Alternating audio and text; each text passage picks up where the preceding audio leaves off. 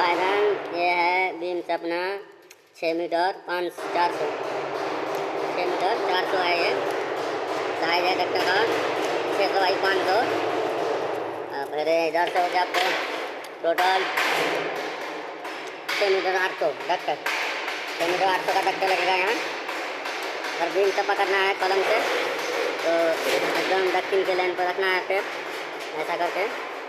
उसके बाद पकड़ना है कितना में मारा है 100 mm का स्केल है तो